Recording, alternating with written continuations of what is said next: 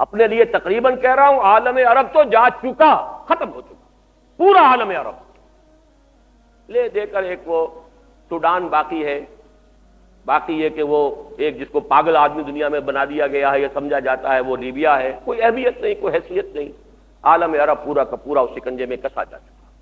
یہود کے سامنے سرنگوں، چاہے حسن ہو چاہے حسین ہو۔ کتنی بڑی بدقسمتی ہے ہماری، یہ دو نام حسنین رضی اللہ تعالی عنہما، شاہ حسن شاہ حسین، اور دونوں کو دونوں اسرائیلیوں کے سامنے سرنگوں۔ بہرحال عالم عرب گیا، یہ دوسرا جو پھندہ آ رہا ہے، لیکن جو خبر ہے اچھی وہ یہ ہے، خوشخبری یہ ہے کہ بہرحال یہ دور ختم ہوگا، رہے گا نہیں۔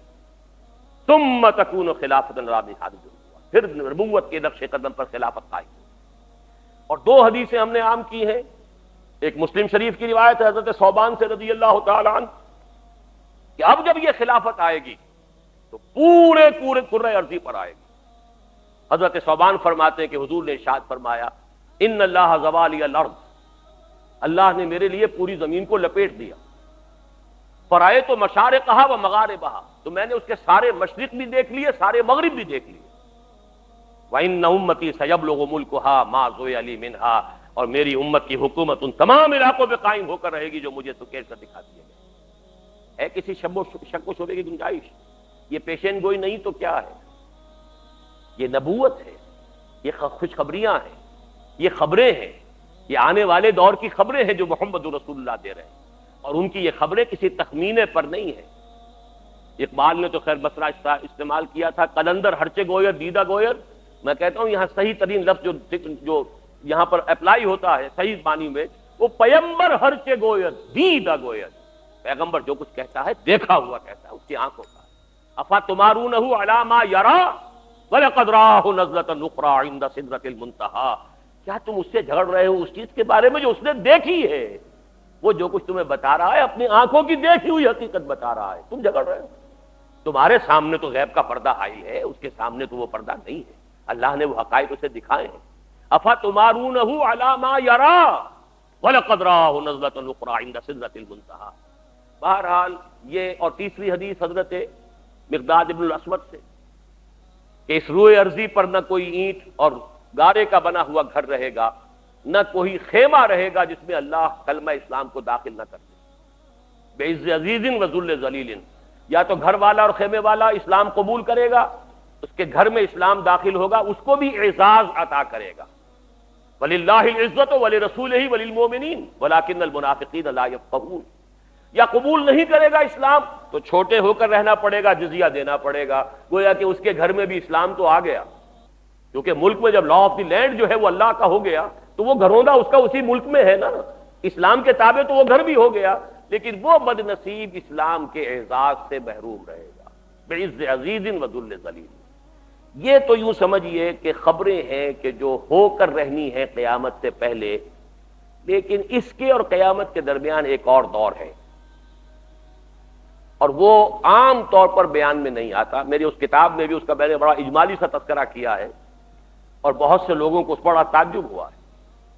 یہ جو دور ہوگا پوری دنیا پر اسلام کے غلبے کا، یہ قیامت تک نہیں رہے گا۔ ہر کمالے را زوالے، جیسے خلافت راشدہ ختم ہوئی تھی، اس کا بھی خاتمہ، اس میں بھی زوال ہے، اور اس زوال کے بعد پھر دنیا ایک مرتبہ صرف کفر اور شرک سے بھر جائے گی، اور قیامت نہیں قائم ہوگی جب تک کہ پوری دنیا کفر اور شرک سے نہ بھر جائے اور اہل ایمان سے دنیا خالی نہ ہو جائے۔ یہ پہلو بہت کم بیان میں آتا ہے، میں آپ کو صحیح احادیث کے حوالے سے آج وہ پہلو بھی بیان کر رہا ہوں۔ مسلم شریف کی روایت ہے حضرت انس ابن مالک سے رضی اللہ تعالی عنہ، اور یہ ساری روایات مشکات شریف میں موجود ہیں، بڑی آسانی سے آپ مشکات شریف کا جو آخری حصہ ہے، کتاب الفتن، کتاب الملاحم، کتاب علامات القیامہ، کتاب علامات الدجال، یہ 3-4 ابواب پڑھیے گا تو میں نے تو اس میں سے جو چند چیزیں چنی ہیں جو ایک ہی تقریر میں بیان کی جا سکتی ہیں وہ آپ کے سامنے رکھ رہا ہوں۔ حضرت انس سے مروی ہے رضی اللہ تعالی عنہ، لا تقوم الساعة حتى لا يقال في الارض اللہ اللہ، اور ایک دوسری روایت میں الفاظ ہیں لا تقوم الساعة علی احد یقول اللہ اللہ، قیامت اس دنیا میں قائم نہیں ہوگی جب تک کوئی ایک بھی اللہ اللہ کہنے والا باقی ہوگا۔ اللہ پر ایمان اور اللہ کا ذکر کرنے والوں سے دنیا جب خالی ہو جائے گی تب قیامت۔ یہ حدیث مسلم شریف کی ہے۔ دوسری حدیث مسلم ہی میں ہے، عبداللہ ابن مسعود سے رضی اللہ تعالی عنہ، لا تقوم الساعة الا على شرار الخلق، یہ قیامت کھڑی نہیں ہوگی، قیامت کی یہ سختیاں، زلزلۃ الساعۃ شیء عظیم، یہ کیفیات جو ہیں یہ نہیں آئیں گی مگر صرف شریر لوگوں کے اوپر۔ اللہ تعالیٰ اپنے اہل ایمان کو ان سختیوں سے بچا لے گا۔ یہ جو قیامت کا زلزلہ آئے، یا ایھا الناس اتقوا ربکم ان زلزلۃ الساعۃ شیء عظیم یوم ترونها تذهل كل مرضعة عما ارضعت وتضع كل ذات حمل حملها وترى الناس سکارى وما هم بسکارى ولكن عذاب الله شدید۔ یہ جو زلزلۃ الساعہ ہے اس کی سختیوں سے اللہ تعالیٰ اہل ایمان کو بچا لے گا۔ کوئی صاحب ایمان دنیا میں اس وقت موجود نہیں ہوگا جبکہ قیامت قائم ہوگی۔ اب سنیے تیسری حدیث جو ان دونوں کا رشتہ جوڑنے والی ہے۔ غلبہ دین، خلافت علی منہاج النبوہ، کل روئے عرضی پر اللہ کا دین، اللہ کے نظام خلافت کا قیام، اور اس کے بعد پھر وہاں سے ایمان اور اسلام کا خاتمہ۔ یہ تیسری حدیث جو میں آپ کو سنا رہا ہوں یہ حضرت عائشہ ام المومنین عائشہ رضی اللہ تعالی عنہا سے مروی ہے۔ حضور نے ایک روز فرمایا لا يذهب الليل والنهار حتى يعبد اللات والعزى، رات اور دن ختم نہیں ہوں گے جب تک کہ دوبارہ لات اور عزیٰ کی پرستش شروع نہ ہو جائے۔ رات اور دن کا ختم نہ ہونا یعنی یہ سلسلہ اس کائنات کا جو بھی اس وقت کا دنیا کا نظام ہے وہ قیامت کی طرف آپ نے استعارہ کیا ہے۔ رات اور دن ختم نہیں ہوں گے یعنی یہ نظام جو ہے نظام شمسی اور اس کے ساتھ جو زندگی کا نظام وابستہ ہے یہ ختم نہیں ہوگا، قیامت نہیں آئے گی جب تک کہ دوبارہ لات اور عزیٰ کو نہ پوجا جانے لگے۔ قل تو حضرت عائشہ فرماتی میں نے عرض کیا یا رسول اللہ، اے اللہ کے رسول صلی اللہ علیہ وسلم، کنت لاظن حین انزل اللہ، اب وہ آیت آ رہی ہے هو الذی ارسل رسولہ بالہدی ودین الحق لیظہرہ علی الدین کلہ ان ذلک تاما۔ اب حضرت عائشہ عرض کرتی ہیں کہ حضور میں تو یہ سمجھی تھی کہ جب یہ آیت نازل ہوئی کہ وہی ہے اللہ جس نے بھیجا اپنے رسول کو صلی اللہ علیہ وسلم الہدی اور دین حق دے کر تاکہ وہ غالب کر دے کل کے کل دین پر، تو میرا تو گمان یہ تھا کہ اس کے بعد یہ کیفیت رہے گی ہمیشہ ہمیش، یہ کیفیت کبھی ختم نہیں ہوگی۔ اللہ کا دین جو غالب ہوگا تو غالب رہے گا تا قیام قیامت۔ میں یہ گمان نہیں کر سکتی تھی کہ دوبارہ پھر لوگ کفر اور شرک کے اندر یہاں تک کہ لات اور عزیٰ کی پرستش کی طرف مائل ہو جائیں گے۔ قال، اب حضور نے جواب دیا انہ سیکون من ذلک، ہوگا، یہ تو ہوگا، اللہ کا دین غالب ہو جائے گا، باطل ختم ہو جائے گا، اللہ کا دین پوری دنیا پر غالب آئے گا، اللہ کا نظام خلافت قائم ہو جائے گا، ماشاء اللہ، لیکن یہ رہے گا جب تک اللہ چاہے گا۔ ثم یبعث اللہ ریحا طیبۃ، پھر اللہ تعالیٰ ایک بڑی ہی خوشگوار ہوا چلائے گا۔ نوٹ کیجئے الفاظ، ریحا طیبۃ، بڑی خوشگوار خوش آئند ہوا چلائے گا۔ فتوفى كل من كان في قلبه مثقال حبة من خردل من ایمان، جس سے کہ انتقال ہو جائے گا، موت واقع ہو جائے گی ہر اس انسان کی جس کے دل میں ذرہ برابر رائی کے دانے کے برابر بھی ایمان ہوگا۔ فَيَبْقَى مَن لَا خَيْرَ فِيهِ، پھر زمین میں وہی لوگ رہ جائیں گے جن میں کوئی خیر نہیں ہوگا۔ فَيَرْجِعُونَ إِلَىٰ دِينِ آبَائِهِمْ، اور وہ پھر اپنے آباء و اجداد پچھلے ان کے دین کی طرف لوٹ جائیں گے۔ اس سے معلوم ہوا کہ قیامت کے قائم ہونے سے قبل اور اللہ کے دین کے غلبے کے بعد اللہ تعالیٰ کی طرف سے معجزانہ خرق عادت طور پر، جیسے قیامت آئے گی تب بھی تو کرے ایک دوسرے سے ٹکرائیں گے، جب ایسے بڑے بڑے ہو سکتے ہیں، زلزلہ الساعہ ہو سکتا ہے، تو یہ بھی اللہ کی طرف سے کوئی بعید تو نہیں اس کی قدرت سے کہ کوئی ایسی ہوا چلے گی جس سے صاحب ایمان جو ہے وہ موت کی نیند سو جائیں گے، تاکہ قیامت کا وہ زلزلہ جو ہے اس کی سختیوں سے اللہ یہیں سے بچا لے۔ نہ صرف یہ کہ انہیں آخرت میں بچانا ہے آگ سے، اور نہ صرف یہ کہ آخرت میں بچانا ہے اسے حشر کی سختیوں سے، نہ صرف یہ کہ وہاں کی جو ہے آخرت کی تمام سختیوں سے اللہ اہل ایمان کو بچائے گا، اہل ایمان میں سے کسی کو اس قیامت زلزلۃ الساعہ کی جو سختیاں ہیں ان میں بھی مبتلا نہیں کرے گا۔ ثم یبعث اللہ ریحا طیبۃ فیتوفی کل من کان فی قلبہ مثقال حبۃ من خردل من ایمان فیبقى من لا خیر فیہا پھر وہی لوگ رہ جائیں گے جن میں کوئی خیر نہیں ہوگا، فیرجعون الی دین آبائہم، تو پھر وہ لوٹ جائیں گے اپنے آباء و اجداد کے دین کی طرف۔ اب یہ وہ لوگ ہوں گے جن پر کہ قیامت کی وہ سختی آئے گی، ان زلزلۃ الساعۃ شیء عظیم، ان تمام سختیوں کا ان کو جھیلنا ہوگا۔ اب آئیے تیسرا، اس سے قبل کیا ہوگا؟ قیامت ہوگی، یہ تو قرآن مجید کی سب سے زیادہ اہم خبر۔ ایک وقت آئے گا یہ پہاڑ روئی کے گالوں کی طرح ہوں گے، زمین چٹیل میدان ہوگی، تمام انسان جو ہیں پھر دوبارہ بھی زندہ کیے جائیں گے، لیکن اس سے پہلے جو ہے بہرحال وہ زلزلۃ الساعہ آ کر رہے گا۔ اس سے پہلے دنیا سے اہل ایمان کا خاتمہ ہوگا۔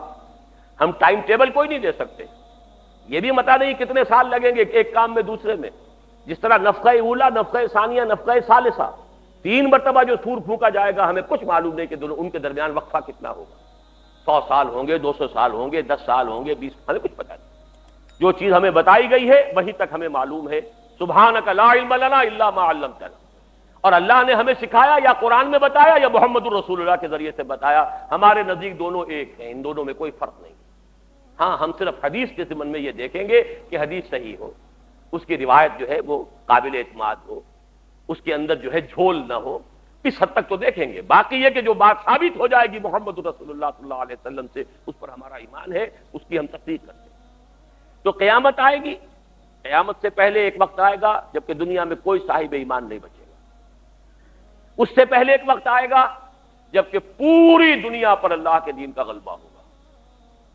اس سے پہلے کیا ہوگا؟ یہ اس سے پہلے والا معاملہ ہے جو آج کے میرے عنوان میں ہے، دجالی فتنہ، المسیح الدجال، الدجال الاکبر۔ اس کے ضمن میں کتاب الفتن پڑھیے۔ اب میں خاص طور پر آپ حضرات کو اس طرح راغب کر رہا ہوں، اس لیے کہ میرے سامنے ایک بہت بڑے عالم دین نے، ایسے عالم دین جو مدرس ہیں، حدیث پڑھاتے ہیں، یہ واقعہ میرے ساتھ بیتا ہے، بنو میں بیتا ہے۔ جب میں نے یہ حدیث نعمان ابن بشیر کے ایک جلسے میں پڑھی ہے، بعد میں گفتگو ہوئی، انہوں نے کہا کہ یہ تو حدیث ہمیں بھی معلوم نہیں، اس لیے کہ ہمارے مدرسوں میں بھی سارا جو حدیث کا درس ہوتا ہے وہ سب وہ شروع کے جو فقہی ابواب ہیں، وضو کے اور نماز کے اور روزے کے اور یہ اور وہ جس میں اختلافات ہیں مسلمانوں کے، سارا وقت صرف ہو جاتا ہے ان پر۔ یہ احادیث کے ابواب تو ہم پڑھتے ہی۔ اگر یہ حال علماء کا ہے اور ایک عالم دین خود اس کا اعتراف کر مدرس ہے، کہ ہماری توجہ ہی نہیں، تو اب عام آدمیوں کو کیا کہوں، خاص طور پر جن کے ذہنوں میں سر سید کے دور سے شروع ہونے والے فکر نے، کہ جو اپنے انتہائی عروج کو پہنچا ہے غلام احمد پرویز کی تحریروں میں، جن کے ذہنوں تک وہ زہر رسائی کر چکا ہے کسی درجے میں، اب ان کو تو میں اور کیا کہوں گا اگر علماء کا حال یہ تاب دیگرہ کے رسد۔ اس لیے میں کہہ رہا ہوں کہ ان احادیث کا مطالعہ کیجئے، ان ابواب کا مطالعہ کیجئے، غور و فکر کیجئے۔ یہ چیزیں ہیں اور اس لیے بتائی ہیں محمد رسول اللہ صلی اللہ علیہ وسلم نے۔ معاذ اللہ آپ کوئی کاہن تو نہیں تھے کہ خبریں دے کر کوئی نذرانے وصول کرتے ہوں، کیوں یہ پیشن گوئیاں کی، کس لیے بتایا ہے؟ کوئی اس میں ہمارے لیے خیر تھا؟ جیسے سنگ ہائے میل ہوتے ہیں، آپ اگر کسی راستے پر جا رہے ہیں اور آپ کو کچھ دیر کے بعد پھر نشان مل گیا کہ ہاں اب یہ فلاں میری منزل 20 میل رہ گئی ہے، تو ایک تو یہ بھی صحیح پتہ لگ جاتا ہے آپ کو کہ میں صحیح راستے پر ہوں۔ اس سے پہلے دو راہ آیا تھا، پتہ نہیں سڑک میں کوئی غلط تو نہیں مڑایا۔ وہ نشان میل جب آتا ہے، سنگ میل جب آتا ہے، تو آپ کو نہ صرف فاصلے کا پتہ چلتا ہے بلکہ یہ بھی یقین ہو جاتا ہے کہ میں صحیح راستے پر ہوں۔ تو یہ تمام واقعات سنگ ہائے میل ہیں، اور ہمیں اپنی دونوں آنکھیں کھولنی چاہیے، قرآن اور سنت اور قرآن و حدیث کی دو آنکھیں، کہ جن سے ہم ان تمام نشانات راہ کو دیکھ سکیں۔ اور ہمارے سامنے وہ جس کو اقبال نے کہا ہے، چشمہ ہے میری آنکھ کا خاک مدینہ و نجف، میں کہا کرتا ہوں کہ میری جو آنکھ ہے اس کا سرما قرآن اور حدیث رسول ہے صلی اللہ علیہ وسلم۔ یہ دو آنکھیں ہیں جن سے ہمیں حالات کو دیکھنا ہے، جس سے سارا نظر آ رہا ہے کہ کیا ہو رہا ہے، کیوں ہو رہا ہے، کس طرح ہو رہا ہے، یہ اسرائیل کیسے بن گیا، یہ مسلمانوں پر کیا آفت کیوں آ گئی، کس لیے آ گئی، حالات کدھر جا رہے ہیں، زمانے کا رخ کیا ہے، آنے والے کیا حالات ہیں، what are the coming events which are casting their shadows before۔ ان تمام چیزوں میں بصیرت حاصل کرنی ہے، تو آپ کو ان احادیث کا مطالعہ کرنا چاہیے۔ ان میں ہے یہ کتاب الفتن، کتاب الملاحم، الملحمۃ العظمی، ایک خبر دی گئی ہے تاریخ انسانی کی عظیم ترین جنگ، جس میں اتنے انسان مریں گے کہ پرندے اڑتے چلے جائیں گے، انہیں زمین پہ اترنے کی جگہ نہیں ملے گی، لاشیں ہی لاشیں ہوں گی، چھک کر پندہ گرے گا تو لاشوں پر گرے گا۔ یہ حدیث کے الفاظ ہیں، اور یہ الملحمۃ العظمی، یہ نوٹ کر لیجئے۔ اعظم کہتے ہیں سب سے بڑی، یہ جنگ عظیم دو ہوئی ہیں ابھی تک، جنگ عظیم اول، جنگ عظیم دو، عظیم ہے یہ، اعظم ابھی آنے والی ہے، وہ تھرڈ ورلڈ وار جس کی دنیا میں باتیں ہو رہی ہیں، گفتگو ہوتی ہے، یہ موضوع رہی ہے دنیا کے اندر، اسی کے لیے ساری ہو رہی ہے یہ کہ کہیں ہمارے سوا کسی کے پاس ایٹم بم نہ ہو جائے۔ یہ ساری جو بھی جد و جہد ہو رہی ہے، یہ رابین رافیل صاحبہ جو ہیں جو فرقی بنی ہوئی پھر رہی ہیں ادھر سے ادھر، ادھر سے ادھر، یہ ساری کس لیے؟ کسی مسلمان ملک کے پاس جو ایٹمک طاقت نہیں ہونی چاہیے، حالانکہ ان کے پاس تو ایٹمک طاقتوں کے اسٹاک پائلز ہیں، ایک آدھ دو چار بم ہم کوئی بنا بھی لیں گے تو اس سے کون سی قیامت آ جائے گی، لیکن نہیں، they don't want to take any risk۔ Golf کی وار میں آپ نے دیکھا ہوگا کسی ایک امریکی کو مرنے نہیں دینا انہوں نے، چند امریکی مر گئے تھے تو سپر پاور، دنیا کی سپریم پاور جو ہے وہ اٹھا کر اپنا سارا بوریا بستر لپیٹ کر چلی گئی تھی صومالیہ سے، اس لیے کہ امریکی کی جان جو ہے وہ بہت قیمتی ہے۔ لہذا اگر کہیں ایٹم بم کسی مسلمان کے پاس ہوا، ہمارے پاس 1000 ایٹم بم ہوں، ہم انہیں نسیہ منسیہ کر دیں، لیکن ان کا ایک ایٹم بم بھی ہوگا تو ہمارے بھی تو کوئی نقصان ہو جائے گا نا، وہ بھی نہیں ہم نے ہونے دینا۔ یہی وجہ ہے کہ عراق کی جنگ میں انہوں نے دو بدو جنگ کی نوبت ہی نہیں آنے دی۔ وہ ہوائی جہاز اور وہ ان کے جو ذرائع تھے، پیٹریوٹک میزائل نکال کے لے آئے کہ اسکڈ میزائل جو ہے وہ تو اس کا زیرو ہو گیا، بہت بڑا غرہ تھا اسکڈ میزائل کا، اسکڈ میزائل کے اوپر غرہ تھا صدام حسین کو کہ میں تباہی مچا دوں گا، اور ابھی تک اس سے پہلے پیٹریوٹک میزائل انہوں نے رونمائی نہیں کی تھی، اس کی عین وقت کے اوپر لائے، زیرو، اسکڈ میزائل زیرو۔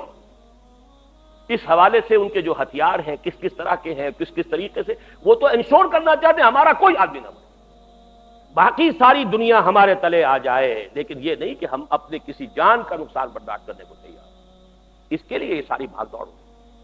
تو جان لیجئے الملحمۃ العظمی، یہ تاریخ کی عظیم ترین جنگ جس کی خبر دی ہے محمد الرسول اللہ صلی اللہ علیہ وسلم۔ پھر مہدی، عرب میں ایک فطور رونما ہوگا، اور یہ میرا گمان ہے، میں جہاں اپنا گمان ہے وہ علیحدہ عرض کر رہا ہوں، میرا گمان ہے کہ شاہ فہد کے انتقال کے فوراً بعد اس کا سلسلہ شروع ہو جائے گا۔ ابھی تک یہ سعودی ڈائنیسٹی اس لیے قائم ہے کہ ان کے ہاں ایک روایت بڑی پختہ ہے، اور وہ روایت یہ ہے کہ جیسے ہی ایک بادشاہ فوت ہوتا ہے، جو ولی عہد پہلے سے معین تھا وہی لازماً از خود بادشاہ بن جاتا ہے، اور اگلے ولی عہد اور دوسرے ولی عہد ان کا فیصلہ اسی وقت ہو جاتا ہے، تاکہ پھر کوئی جھگڑا نہ ہو، اب اس بادشاہ کے انتقال پہ کوئی جھگڑا نہ ہو، اور یہ ہوتا رہا ہے ابھی تک۔ عبدالعزیز کا انتقال ہوا، شاہ سعود آ گئے، شاہ سعود کا انتقال ہوا، شاہ فیصل آ گئے، شاہ فیصل کا انتقال ہوا یا شہید کیے گئے، شاہ خالد آ گئے، شاہ خالد کے بعد یہ آ گئے، کوئی اختلاف نہیں ہوا۔ اب اختلاف کی جڑ امریکہ ڈال رہا ہے کہ اب جو ولی عہد ہے عبداللہ، وہ امریکہ کو پسند نہیں، امریکہ کی پسند آئے گی، وہاں پر آڑے آئے گی، لیکن یہ روایت ٹوٹی اور خون ریزی کا ایک دور سعودی عرب کے اندر شروع ہو گیا، اور اسی میں وہ سارا ہنگامہ احادیث میں تفصیل سے پڑھ لیجیے کہ پھر اللہ تعالیٰ کسی ایک مسلمان صاحب ایمان کو اللہ تعالیٰ اٹھائے گا، وہ پھر قیادت کرے گا عربوں کی، اور پھر ان کے ساتھ جو ہے وہ جنگوں کا سلسلہ شروع ہوگا۔ تو یہ مہدی کی شخصیت، ایک مہدی کا تصور وہ ہے جو شیعوں کے ہاں ہے، وہ تو یہ ہے کہ ان کے بارے میں امام غائب ہیں، 1200 برس سے وہ غائب ہیں، اور وہ پھر کبھی ظاہر ہو جائیں گے، ہمارا تصور وہ نہیں ہے۔ لیکن اچھی طرح جان لیجئے، جیسے حضرت مسیح، ہمارا اور عیسائیوں کا اختلاف کس بات میں؟ عیسائی کہتے ہیں کہ حضرت مسیح زمین آسمان پر زندہ گئے ہیں، ہم بھی مانتے ہیں کہ نہیں؟ عیسائی کہتے ہیں کہ حضرت مسیح دوبارہ آئیں گے، ہم بھی مانتے ہیں کہ نہیں مانتے؟ اختلاف کیا ہے؟ اختلاف صرف یہ ہے، ان کا عقیدہ یہ ہے کہ حضرت مسیح صلیب دیے گئے، صلیب پر فوت ہو گئے، پھر باعث بادل موت ہو چکا، اس کے بعد دوبارہ اٹھے ہیں اور گئے ہیں، اور اب ان پر کبھی موت طاری نہیں ہوگی۔ ہمارا عقیدہ یہ کہ نہیں، حضرت مسیح سولی نہیں دیے گئے، ان کی جگہ کوئی اور شخص سولی چڑھ گیا ہے، ولیکن شبہ لہم، اور وہ زندہ اسی طرح آسمان پر اٹھا لیے گئے ہیں، وہ آئیں گے، پھر ان پر موت واقع ہوگی، وہ شادی بھی کریں گے، ان کی اولاد بھی ہوگی، وہ دنیا میں رہیں گے، اور پھر حضور نے خبر دی ہے کہ وہ میرے ہی حجرے میں، حجرہ عائشہ میں دفن ہو گئے، اور یہاں سے میں اور وہ دونوں ابو بکر اور عمر کے درمیان اٹھیں گے قیامت کے دن۔ بعث بعد الموت میں ایک طرف ہمارے ابو بکر ہوگا، ایک طرف عمر ہوگا، اور ہم دونوں، میں اور مسیح دونوں اسی جگہ سے اٹھیں گے۔ یہ ہمارا عقیدہ ہے حضرت مسیح کے بارے میں۔ تو کچھ چیزیں مشترک ہے، کچھ چیزوں میں فرق ہے۔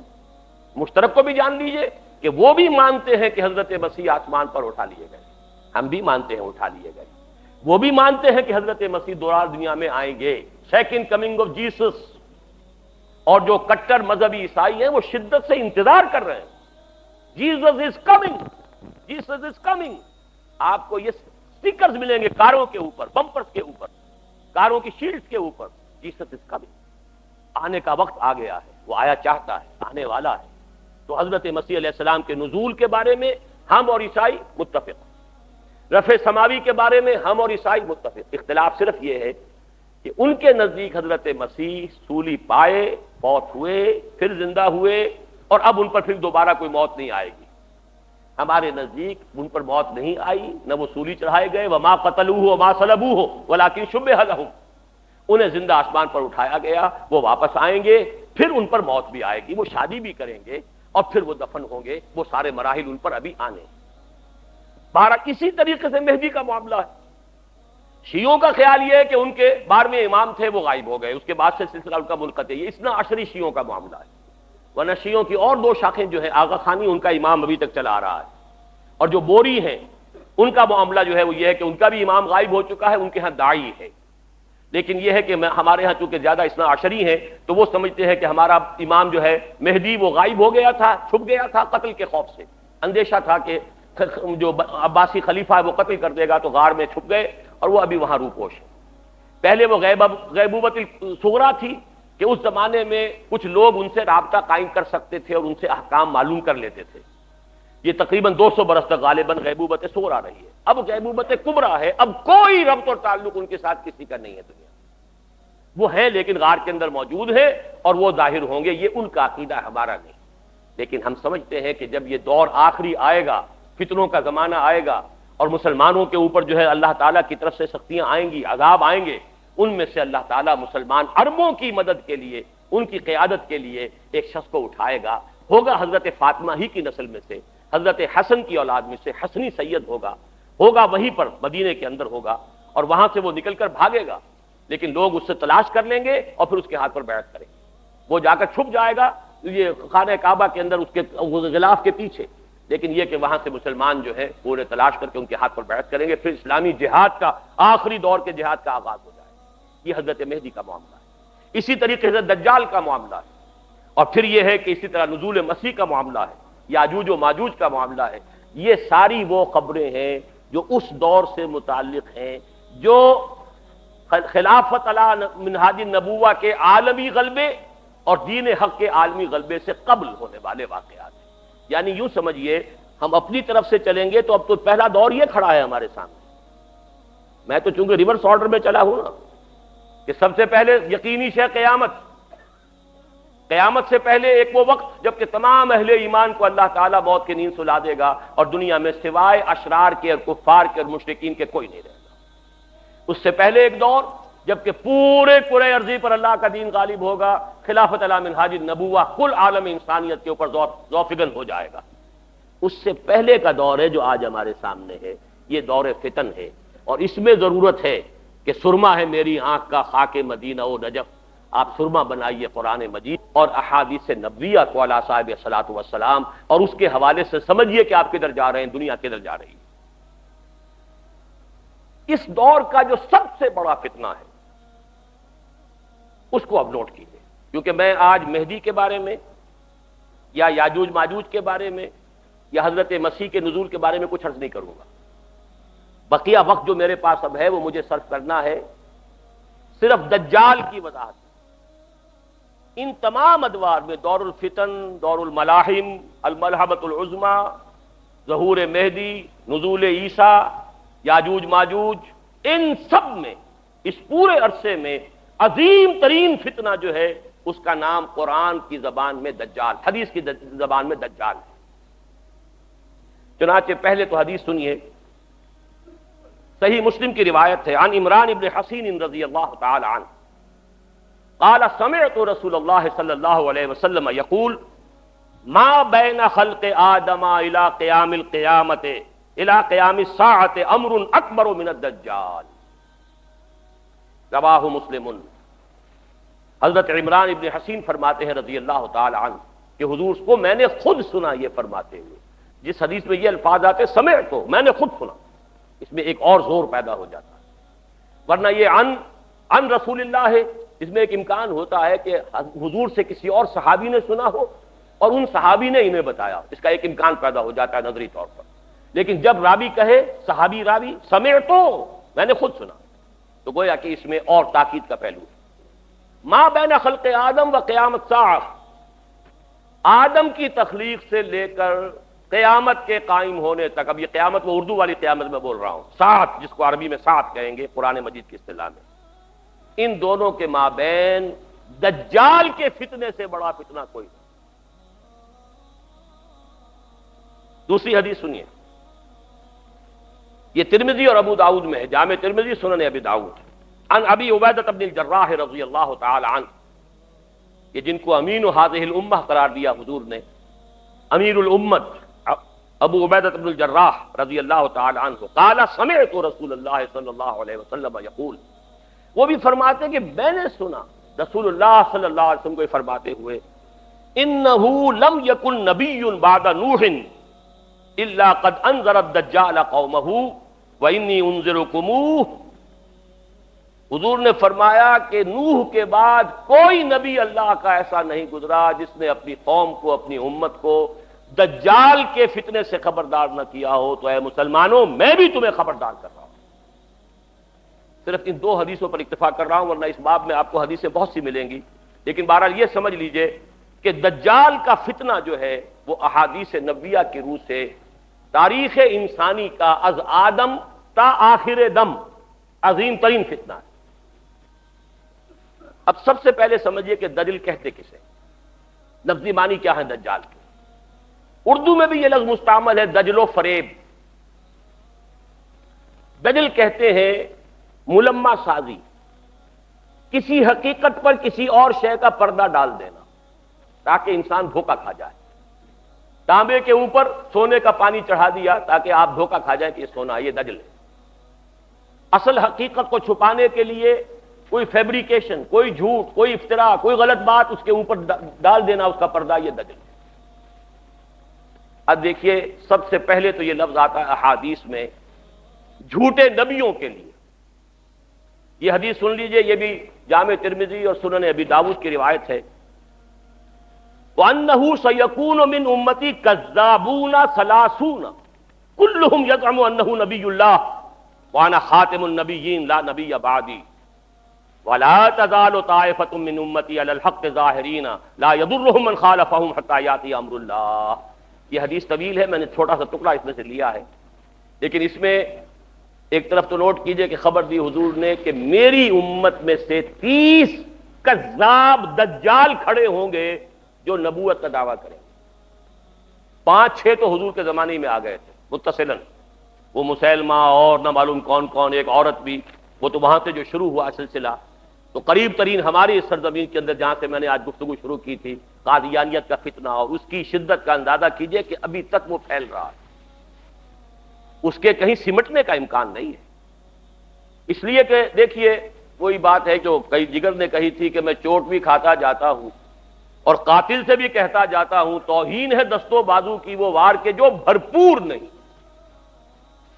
یہ جو آپ نے ان کو غیر مسلم قرار دیا، یہ بھرپور وار نہیں کیا جب تک کہ اس کے ساتھ مرتد کی سزا قتل نافذ نہ کی جائے۔ آدھی بات کافر تو قرار دیا، لیکن یہ کہ اگر مرتد کی سزا جو اسلامی ریاست میں ہے وہ آپ نافذ نہیں کرتے تو ان کا تبلیغ کا سلسلہ چل رہا ہے، لوگ اب بھی قادیانی ہو رہے ہیں، بہت سے نوجوان ان کے زیر اثر آتے ہیں، ان کا بڑا لمبا چوڑا نظام ہے۔ آج ان کے خلیفہ کا، جھوٹے خلیفہ کا خطبہ CNN سے نشر ہو رہا ہے۔ پورے عالم اسلام میں مسلمان جو ہیں، حالانکہ دولت کے وہ انبار مسلمانوں کے پاس موجود ہیں جن کا کہ آپ حساب نہیں کر سکتے، لیکن یہ کہ کہیں مسلمانوں میں سے کسی کے لیے صحیح دین کی تعلیم کے لیے تو کوئی CNN کے اندر آپ وقت نہیں لے سکے آج تک. ان کا خطبہ نشر ہو رہا ہے, دنیا میں سنا جا رہا ہے, بڑے بڑے مراکز قائم ہو رہے ہیں. ٹورنٹو میں ان کا بہت بڑا مرکز بنا ہے. اب تو وہ انگلینڈ سے اپنا پورا مرکز جو ہے وہ شفٹ کرنے کی فکر میں ہے, اب امریکہ کے اندر وہ اڈے جمانے کی فکر میں, بہت بڑا مرکز ہے. یہ سارا سلسلہ چل رہا ہے. یہ کذابون دجالون, یہ جھوٹے نبیوں کے لیے, نبوت کے جھوٹے دعوے داروں کے لیے حدیث میں یہ لفظ آیا ہے, وَأَنَّهُ سَيَكُونُ مِنْ أُمَّتِي ثَلَاثُونَ كَذَّابُونَ كُلُّهُمْ يَزْعُمُ أَنَّهُ نَبِيُّ اللَّهِ. 30 ایسے پیدا ہوں گے شخص جھوٹے, کذاب, دجال, جن میں سے ہر شخص کا یہ گمان ہوگا کہ میں اللہ کا نبی ہوں, وَأَنَا خَاتِمُ النَّبِيِّينَ لَا نَبِيَّ بَعْدِي, جبکہ حقیقت یہ ہے کہ میں خاتم الانبیاء ہوں اور میرے بعد کوئی نبی نہیں. لیکن اس حدیث کا ایک ٹکڑا جو ہے وہ میں خاص طور پر, اگرچہ میرے مضمون سے متعلق تو صرف یہی حصہ تھا, لیکن یہ حصہ بہت ضروری ہے. شاید کہ آپ کے دل میں کوئی آرزو پیدا ہو جائے, امنگ پیدا ہو جائے. حضور نے جہاں یہ خبر دی ہے ساتھ ہی یہ بھی خبر دی ہے, وَلَا تَزَالُ طَائِفَةٌ مِّنْ أُمَّتِي عَلَى الْحَقِّ ظَاهِرِينَ, لیکن میری امت میں ایک گروہ ہمیشہ حق پر غالب رہے گا, حق پر قائم رہے گا. لا يضرهم من خالفهم, انہیں کوئی نقصان نہیں پہنچا سکے گا جو شخص بھی چاہے ان کی مخالفت کرے, حتیٰ یاتی امر اللہ, یہاں تک کہ اللہ کا امر, اللہ کا فیصلہ آ جائے. یہ بہت بڑی خوشخبری ہے. یہ امت کبھی بھی گمراہی پر جمع نہیں ہوگی. ایسا کبھی نہیں ہوگا جیسے کہ عیسائیت جو ہے تثلیث پر جمع ہو گئی. حالانکہ بہت طویل عرصے تک ایسے بھی موجود رہے حضرت عیسیٰ علیہ السلام کے ماننے والے جو خالص موحد تھے, تثلیث کے قائل نہیں تھے. لیکن یہ کہ یہ امت جس طریقے سے اب جمع ہو چکے, اب کوئی عیسائیت کی ڈینومینیشن ہو, کوئی چرچ ہو, وہ پروٹیسٹنٹس ہوں, وہ کوئی گریک چرچ ہو, کوئی آرتھوڈاکس چرچ ہو, پروٹیسٹنٹس ہوں, کیتھولکس ہو, کوئی ہو, سب کے سب تثلیث کے اوپر سب کے سب متفق. توحید ان کے ہاتھ سے جا چکی. حضور نے جو خبر دی ہے خوشخبری, میری امت کا معاملہ یہ نہیں ہو سکتا. کیوں نہیں ہو سکتا؟ عقلاً آخری امت ہے. ظاہر بات ہے کہ حضرت مسیح کی امت بگڑ گئی تو حق کو بیان کرنے کے لیے محمد رسول اللہ آ گئے صلی اللہ علیہ وسلم. اب اگر یہاں یہ حق گم ہو جائے کلیتاً تو کوئی اور نبی تو آنے والا نہیں. لہذا حضور کو بھی پروٹیکشن دی گئی, حضور کے دین کو بھی پروٹیکشن دی گئی. اور اس پروٹیکشن ہی کا ایک پہلو یہ ہے کہ میری امت میں ایک گروہ ہمیشہ حق پر قائم رہے. اللہم ربنا اجعلنا منہم, اللہ تعالی ہمیں توفیق دے کہ ہم ان میں سے ہوں. یہ آرزو تو کم سے کم دل کے اندر پیدا کیجئے, یہ امنگ تو پیدا ہو جائے. اگرچہ مجھے معلوم ہے کہ ماحول وہ ہے جس کے بارے میں اقبال نے کہا ہے کہ آرزو اول تو پیدا ہو نہیں سکتی کہیں, اور ہو جائے تو مر جاتی ہے یا رہتی ہے خام. ماحول غذا نہیں دیتا, آکسیجن ہی نہیں ہے. 2 پتیاں تو نکلی تھی بیج میں سے لیکن مرجھا گئیں, اس لیے کہ غذا نہیں ابتدا. امنگ اٹھتی ہے, جذبہ ابھرتا ہے, اس کی آبیاری کا سامان نہیں ہے, خارجی نہیں ہے, سارا داخلی سامان کرنا پڑے گا. اپنے اندر کا تیل جلانا ہوگا, باہر کا تیل نہیں ملے گا. اقبال نے یہی بات کہی ایک شعر کے اندر, کر اپنی رات کو داغے جگر سے نورانی, کر اپنی رات کو داغے جگر سے نورانی. اپنے اندر تیل جلاؤ, اپنے جگر کا تیل جلاؤ, اس سے روشنی حاصل کرو گے. ماحول سے تمہیں روشنی نہیں ملے گی. اپنی اس آرزی کو پروان چڑھاؤ, لیکن اپنے اندرونی جذبے کے ساتھ, استقامت کے ساتھ. بہرحال اس حدیث کا یہ ٹکڑا میں نے صرف اس لیے سنایا کہ یہ ایک ہمارے لیے ایک امنگ پیدا کرنے والی شے ہے کہ اللہ تعالی ہمیں توفیق دے کہ ہم ان لوگوں میں سے. تو پہلا لفظ جو دجال آیا ہے وہ تو میں نے آپ سے عرض کیا کہ دجال جھوٹا نبی, جس کے بارے میں حضور کی خبر ہے کہ 30 پیدا ہو.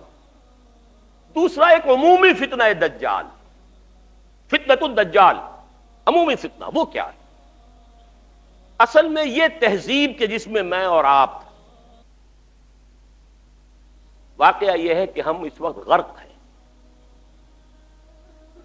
کسی کے سر کے اوپر تک پانی جا چکا ہے, وہ جا چکا, کوئی گردن تک اس کے اندر ہے, کوئی پیٹ تک ہے, کوئی گھٹنوں تک ہے, لیکن ہم میں سے کوئی اس تہذیب سے بچا ہوا نہیں.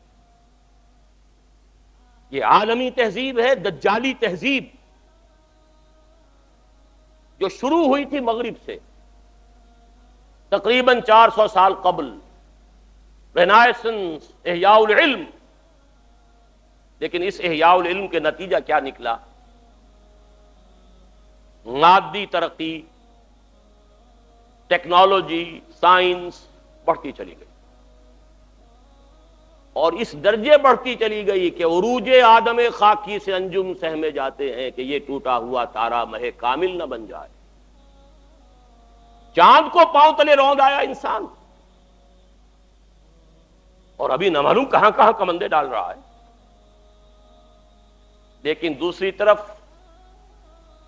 آسمانی وحی والی ہدایت سے اپنی آنکھ بند کر لی۔ نوٹ کر لیجئے اس بات کو اچھی طرح، سورہ بقرہ کا چوتھا رکوع جو ہے قرآن مجید کے فلسفے میں نہایت اہمیت کا حامل۔ اللہ نے انسان کو بنایا زمین کی خلافت کے لیے، وَإِذْ قَالَ رَبُّكَ لِلْمَلَائِكَةِ إِنِّي جَاعِلٌ فِي الْأَرْضِ خَلِيفَةً، خلافت عرضی کے لیے آدم کی تخلیق ہوئی۔ دو چیزیں دی گئیں آدم کو، ایک کا ذکر اس رکوع کے شروع میں ہے، ایک کا آخر میں۔ شروع میں علم الاسماء دیا گیا، علم آدم الاسماء كلها ثم عرضهم على الملائكة فقال انبئوني باسماء هؤلاء ان كنتم صادقين۔ ایک علم تو آدم کو دے دیا گیا، علمہ دے دیا گیا، فعل ماضی ہے، ماضی مطلق ہے، دے دیا گیا۔ ایک علم کے بارے میں فرمایا وہ آتا رہے گا تمہارے پاس وقتاً فوقتاً، فَإِمَّا يَأْتِيَنَّكُم مِّنِّي هُدًى فَمَن تَبِعَ هُدَايَ فَلَا خَوْفٌ عَلَيْهِمْ وَلَا هُمْ يَحْزَنُونَ۔ سورہ بقرہ کے چوتھے رکوع کے آخری میں ہے نا، یہ علم تو دے دیا تمہیں۔ ایک علم ہے علم ہدایت، وہ وقفاً وقفے سے وقتاً فوقتاً آتا رہے۔ فَإِمَّا يَأْتِيَنَّكُم مِّنِّي هُدًى فَمَن تَبِعَ هُدَايَ، تو جو میری اس ہدایت کی پیروی کرے گا فَلَا خَوْفٌ عَلَيْهِمْ وَلَا هُمْ يَحْزَنُونَ وَالَّذِينَ كَفَرُوا وَكَذَّبُوا بِآيَاتِنَا أُولَٰئِكَ أَصْحَابُ النَّارِ هُمْ فِيهَا خَالِدُونَ۔ دو چیزیں دی تھی نا، علم اسماء جو آدم کو دے دیا گیا وہی ہے جو آدم کی نسل کے اندر ایک تناور درخت بن کر یہ فزیکل سائنسز اور ٹیکنالوجی کی شکل اختیار کر چکا ہے۔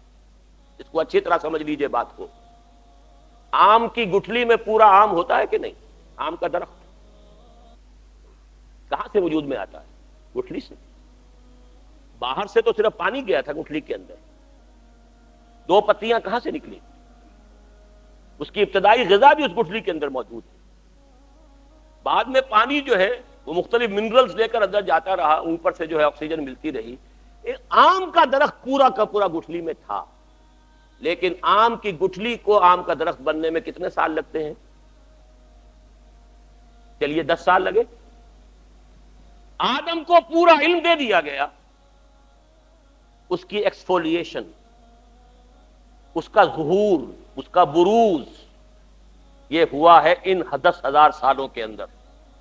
وہ درخت اب تناور درخت بن گیا ہے، اصلها ثابت وفرعها فی السماء، اس کی شاخیں آسمان سے باتیں کر رہی ہیں۔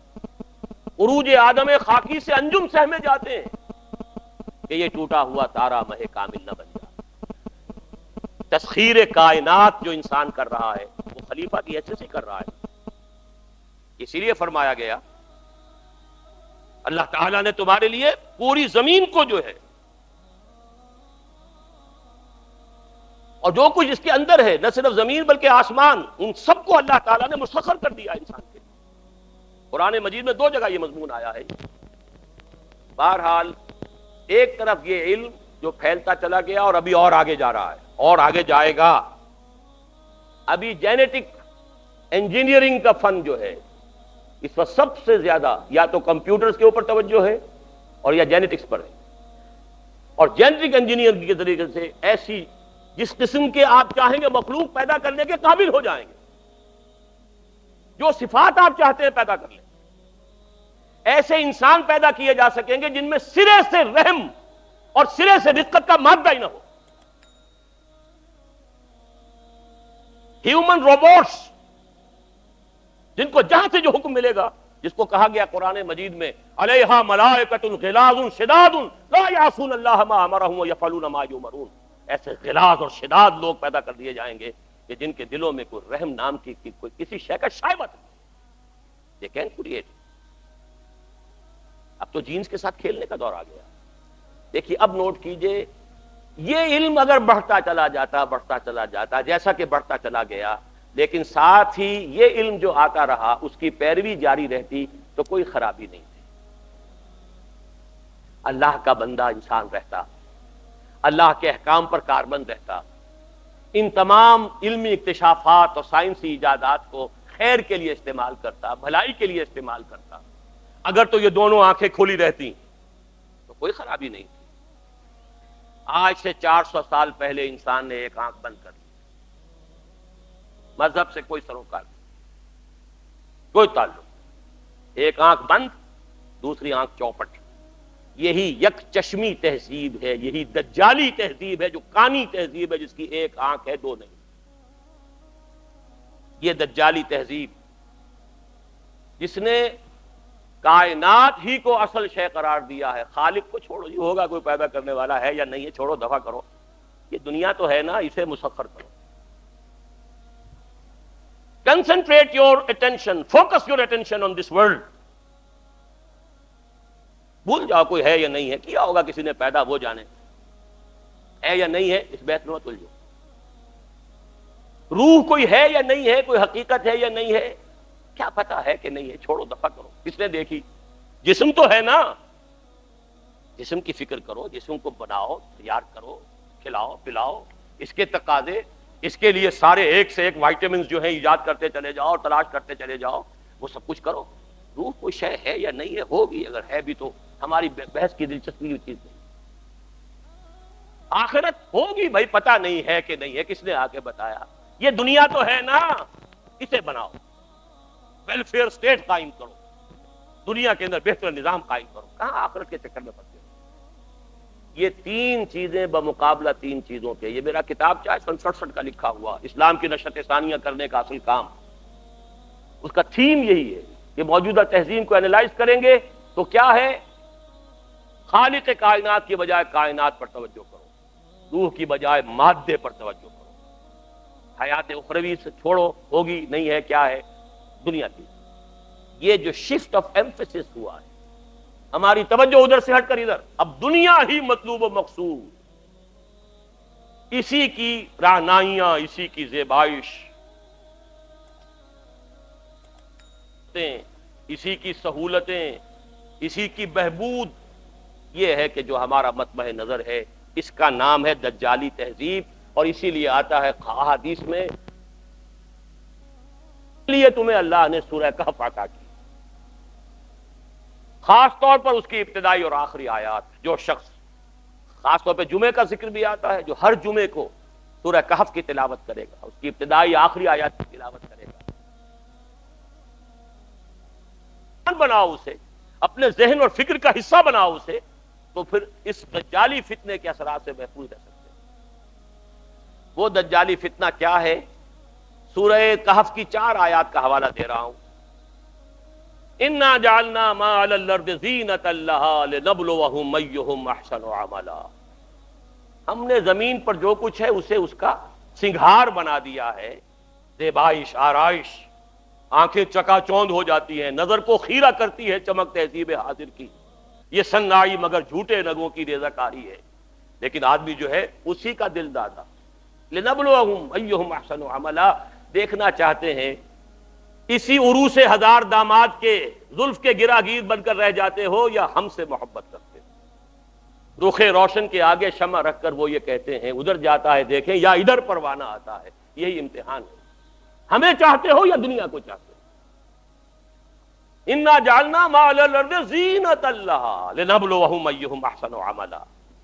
ایک جگہ سورہ کہف میں حضور کو روکا گیا، حضور ان غرباء اور فقراء صحابہ سے اپنی نگاہیں ادھر ہٹا کر امیروں کی طرف توجہ زیادہ نہ کیجیے.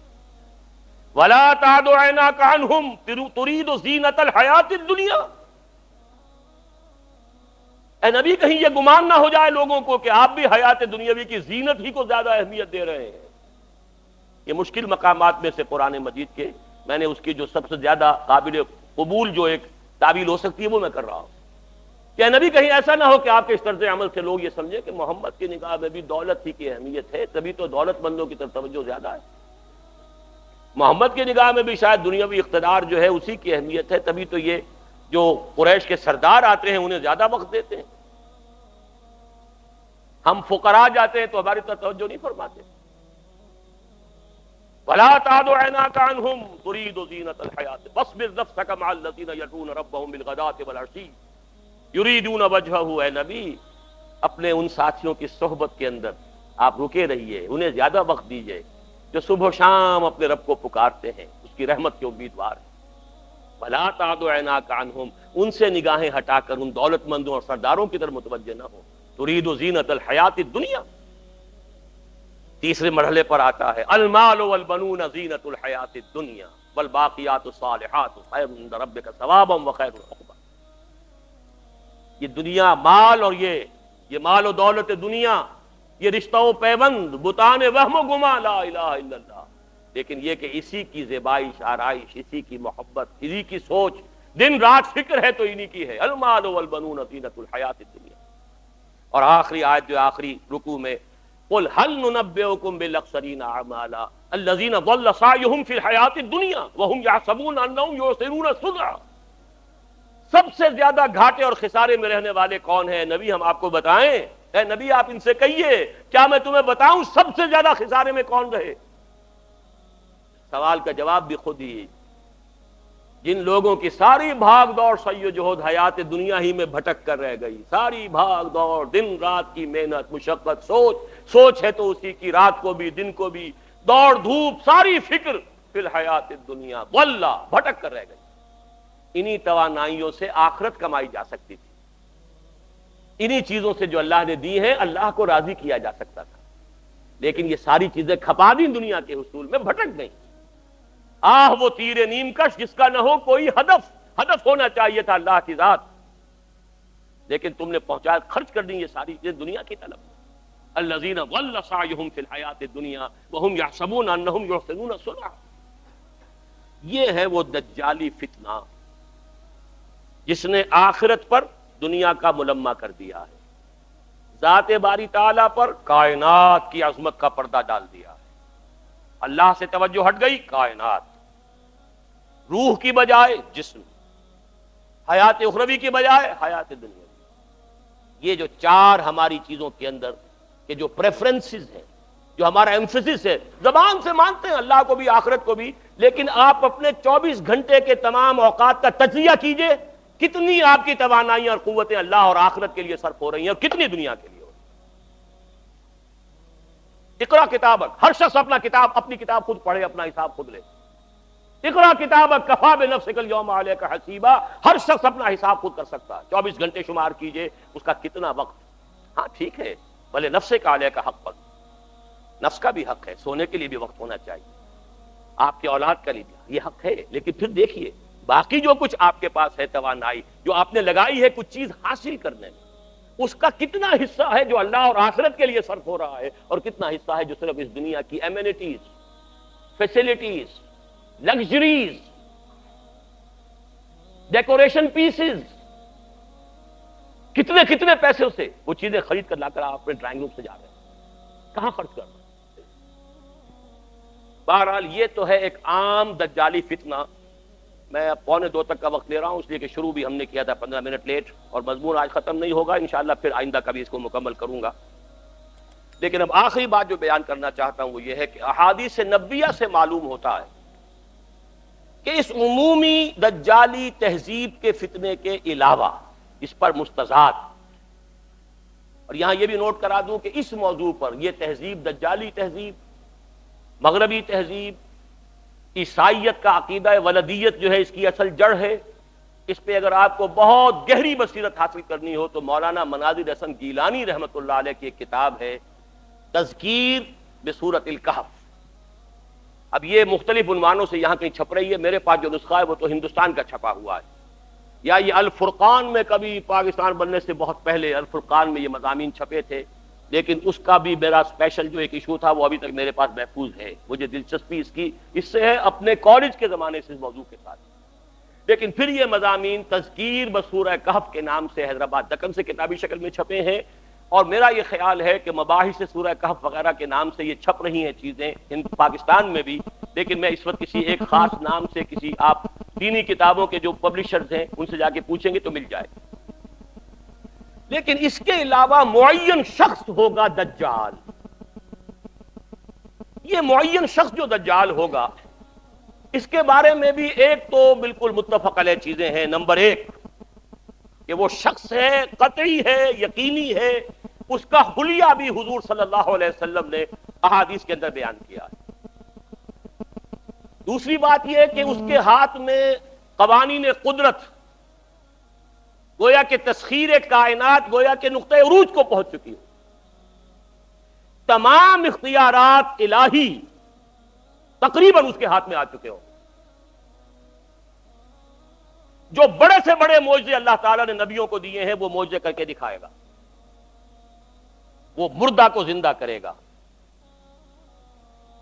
مردہ لوگوں کی افواہوں کو لے کر آئے گا، ان کی روحوں کو، اگرچہ جھوٹی روحیں ہوں گی، وہ شیاطین جن ہوں گے جو ان کا بھیس بدل کر آئیں گے، لیکن یہ کہ وہ لوگوں سے کلام کریں گی. یہ اسپرچولیزم جو اپنی انتہا کو پہنچا ہوا ہے یورپ میں اور مغرب میں، یہ در حقیقت اسی کا ایک مظہر ہے. وہ کھلے بیابان کو کہے گا جہاں بالکل چٹیل جو ہے کچھ صحرا تھا، گلو گلزار کر دے گا جب چاہے گا. جب چاہے گا جہاں چاہے گا بارش برسائے گا. فاصلہ اس کے لیے بے معنی ہوگا. اس کی سواری وہ ہوگی کہ جس کے دونوں کانوں کے درمیان فاصلہ 80 ہاتھ کا ہوگا. یہ سارے جو آج آپ کی اس ٹیکنالوجی کی جو انتہا جا رہی ہے اور جدھر جا رہی ہے، اس کو اچھی طرح سمجھ لیجیے. آج سے 100 سال پہلے شاید انسان ان چیزوں کا تصور نہ کر سکتا. وہ کوئی سواری ایسی بھی ہو سکتی ہے جس کے دو کانوں کے درمیان کا فاصلہ جو ہے وہ 80 ہاتھ کا ہو. آپ کے یہ سارے جیٹس جو ہیں وہ کیا ہیں؟ ان کے ریڈارز جو لگے ہوئے ہیں، دونوں کان ہیں ان کے. اس کا ایک قدم اگر مدینے میں ہوگا تو دوسرا بیت المقدس میں ہوگا. اس کی آواز پوری دنیا میں سنی جائے گی. سنی جا رہی ہے کہ نہیں؟ یہ ساری قدرت، ساری قوتیں، تسخیر کائنات کلیتاً ایک آدمی کو چیر کر دو ٹکڑے کرے گا، دونوں ٹکڑوں کو علیحدہ کرے گا، ان کے درمیان چلے گا اور پھر ان دونوں کو جوڑے گا اور کھڑا کر دے گا. احادیث میں ساری موجود ہے. سرجری جدھر جا رہی ہے وہ جب نہیں کہ وہاں تک آدمی پہنچ جائے. فریز کر کے تو یہ معاملہ اب ہو ہی سکتا ہے، لیکن یہ کہ ابھی اگلا اور قدم کیا ہوگا کچھ نہیں کہہ سکتے. یہ چیزیں تو ہے متفق علیہ. البتہ کچھ معاملات کے اندر احادیث میں کچھ اختلاف پایا جاتا ہے اور یہ مشکلات الحدیث میں سے. اور میں بھی چونکہ اس مسئلے میں اب تک بھی کسی درجے میں ابھی قطعیت کے ساتھ میں کوئی بات نہیں کہہ پا رہا ہوں، لیکن اب چونکہ گمان غالب کے درجے میں ایک رائے تک پہنچ چکا ہوں، اس لیے میں نے آج اس بات کو آپ تک پہنچانے کے لیے یہ عنوان اختیار کیا ہے. اس لیے کہ حدیث میں جو آتی ہے تفاصیل، اس سے معلوم ہوتا ہے کہ یہ دجال دو دجل کرے گا. یا تو وہ دو دجل کرنے والے دو دجال علیحدہ ہیں، یا یہ دونوں دجل کرنے والا شخص ایک ہی ہے. بس یہ مسئلہ ہے کہ جو آج تک مجھ سے حل نہیں ہوا تھا، اب تک کہنا چاہیے آج تک نہیں. اور یہ اس میں علماء سے بھی گفتگو ہوئی ہے، اور جن لوگوں نے اس پر خوب موضوعات پر اپنا وقت لگایا ہے ان سے بھی گفتگویں ہوئی ہیں، تو وہ بھی اس مسئلے کو حل کرنے سے تاحال قاصر رہے. لیکن یہ کہ اب میری رائے یہ ہے کہ یہ دو شخص ہیں علیحدہ علیحدہ، واللہ عالم. لیکن ایک رائے تک میں پہنچ چکا ہوں، اس لیے وہ رائے آپ کے سامنے رکھ رہا ہوں، اور آپ کے ذریعے سے وہ آگے بھی پھیلے گی تو اہل علم کے ساتھ جو ہے اس معاملے کے اندر تبادلہ خیالات کی بھی نوبت آئے گی انشاءاللہ. لیکن یہ کہ اس میں یہ بات قطعی اور یقینی ہے کہ اس طرح کا ایک شخص پیدا ہوگا. البتہ یہ کہ آیا وہ دو ہوں گے دو مختلف اوقات میں، یا ایک ہی ہوگا ایک ہی وقت میں، صرف اس میں اختلاف ہے. میرے نزدیک وہ دو ہوں گے. ایک وہ شخص جو جھوٹا مسیح ہونے کا دعویٰ کرے گا، المسیح الدجال. جیسے حضور نے فرمایا میری امت میں 30 دجال اٹھیں گے جو نبی کا دعویٰ کریں گے، جن میں سے 5-6 تو حضور کے اپنے زمانے میں اور آپ سے متصل اٹھ کھڑے ہوئے تھے. بعد میں محمد علی باب ہو، بہاء اللہ ہو، قادیانی ہو، نہ معلوم کہاں کہاں کون کون اٹھے ہوں گے، واللہ عالم. بہرحال ہماری قریب کی تاریخ میں غلام احمد قادیانی اس کی نمایاں ترین مثال. اسی طریقے سے ایک شخص مسیح ہونے کا دعویٰ کر کے کھڑا ہوگا، یہودی ہوگا. یہ ہے اصل میں وہ شے. اور اس میں جو ان دونوں شخصیتوں کے مابین اگر کوئی ذرا سا اگر ابہام رہا ہے تو میں ایک حدیث بھی نوٹ کر کے لایا تھا، حضرت عبادہ ابن صامت رضی اللہ تعالی عنہ سے ہے، ان رسول اللہ ہے، انی حدثتکم عن الدجال حتی خشیت اللہ تعقلوا. میں نے تمہیں دجال کے بارے میں بہت سی باتیں بتائی ہیں تو مجھے یہ گمان ہوا کہ شاید تم اسے سمجھ نہ پاؤ. یہ اندیشہ خود حضور صلی اللہ علیہ وسلم کو ہوا ہے اور یہ سنن ابی داؤد کی روایت ہے. بہرحال میں جو کچھ عرض کر رہا ہوں کہ میں اس رائے تک پہنچاؤں کہ یہ دو علیحدہ شخصیتیں ہیں. ایک تو یہ ہے کہ ایک مسیح الدجال کھڑا ہوگا یہ ایک دعویٰ کر کے کہ میں مسیح ہوں. چونکہ اس کا زمانہ بالکل قریب آ چکا اس لیے میں آپ کو اس کے بارے میں خبردار کر رہا ہوں. تاریخ میں آج سے 100 سال پہلے تصور تک نہیں کیا جا سکتا تھا کہ یہودیوں کی کوئی ریاست قائم ہو. 2000 برس کے بعد ان کی باسی کڑی میں ابال آیا. 1897 میں ایلڈرز آف دی زائن جمع ہوئے, انہوں نے ایک سازش تیار کی, ایک نقشہ بنایا. پورے 20 برس بعد 1917 میں برٹن کے ذریعے سے اعلان کروا لیا, اعلان بالفور, کہ فلسطین میں یہودیوں کو آباد ہونے کا حق حاصل ہے, وہ وہاں جائیداد خرید سکتے ہیں. اور تقریباً 20-21 برس بعد 1948 میں اسرائیل قائم کروا لیا. 1967 میں اس اسرائیل نے عربوں کو شکست فاش دے کر اپنی حدود وسیع کی. اس وقت سے لے کر اب تک یا اب سے 3 سال پہلے تک کوئی مسلمان ملک, سب سے پہلے صرف غداری کی تھی مصر نے کہ صلح کر لی تھی اور تمام عربوں نے اور مسلمانوں نے بائیکاٹ کیا اس کا, لیکن یہ کہ اب سارا عالم عرب اسرائیل کے سامنے جھک چکا ہے. گلف وار کے بعد اب کسی عرب ملک میں کہیں ریزسٹنس کی کوئی صلاحیت اور طاقت موجود نہیں. کیوں لگا ہوا ہے؟ اس کو تسلیم کرنے کے لیے, اور وہ خود اب اسرائیل کو تسلیم بھی کر رہے ہیں اور عملاً تو کر چکے. اس کے ساتھ تعاون شروع ہو رہا ہے, اس کے ساتھ ٹریڈ شروع ہو رہی ہے, اس کے ساتھ سارے تعلقات شروع ہو رہے ہیں. رفتہ رفتہ وہ معاملہ آ گیا کہ عالم عرب اس کے قبضے میں آ چکا ہے. یہ بات میں تفصیل سے بیان کر چکا ہوں اپنی تقریر میں جو پچھلے جمعے کو میں نے کی ہے, جو ہمارا سالانہ اجتماع تھا لاہور میں. اب یہودیوں کے اندر ایک اختلاف رائے ہے, اس کو اچھی طرح سمجھیے تاکہ آپ جو حالات جدھر دنیا جا رہی ہے اس کو سمجھ لیں.